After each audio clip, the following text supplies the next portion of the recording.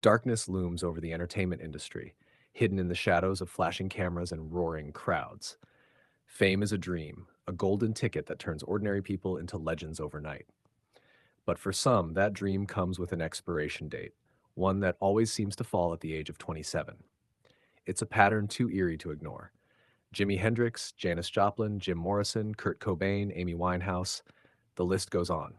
Talented, young, at the peak of their careers, yet all met untimely and often tragic deaths.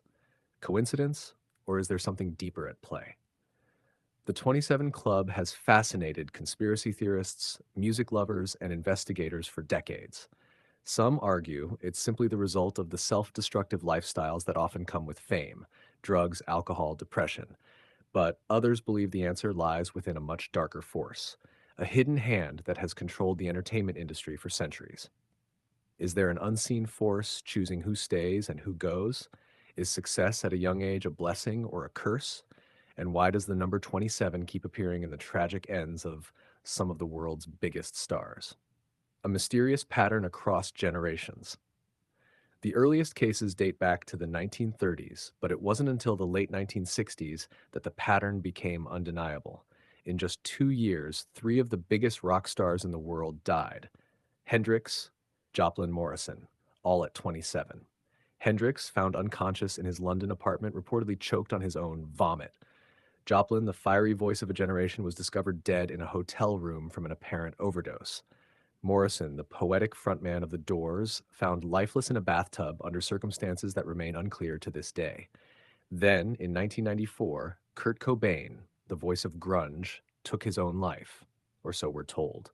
Some say his death was suspicious, that there are unanswered questions surrounding his suicide note, the level of heroin in his system, and the eerie foreshadowing of his lyrics. Amy Winehouse followed in 2011. Her struggles with addiction were well known, but just weeks before her death, she had told those close to her that she felt something was going to happen. She even referenced the infamous club in an interview, saying she feared joining it. Could these artists have known their fate? And if so, was it truly inevitable, or was something or someone pulling the strings? The Illuminati theory.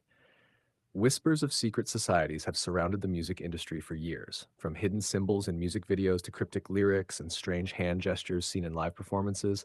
Many believe the entertainment elite are controlled by an unseen force, the Illuminati. According to this theory, fame comes at a cost. The brightest stars are given a choice: serve the system or pay the ultimate price. Some believe that refusing to comply leads to being removed from the industry permanently. Many of these artists had a rebellious streak. They questioned authority, spoke out against the industry, and refused to conform. Some were reportedly working on music that could expose the truth before their untimely deaths.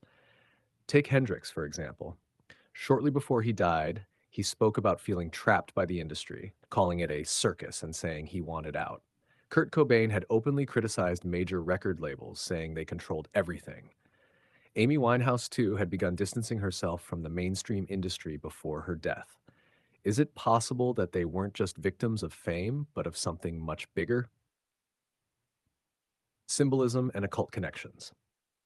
The number 27 itself holds significant meaning in numerology and occult beliefs.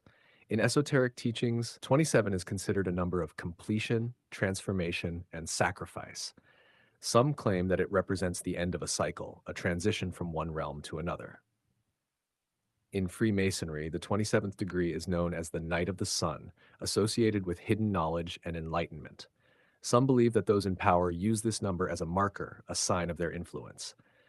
Even in mainstream pop culture, 27 has been referenced in eerie ways. Songs, album covers, and even movies have all included nods to the number. Some believe these are warnings, subtle messages hidden in plain sight. Are we looking at it the wrong way? Of course, skeptics argue that the 27 Club is nothing more than a statistical anomaly, a tragic coincidence that happens to align with the pressures of fame, addiction, and mental health struggles.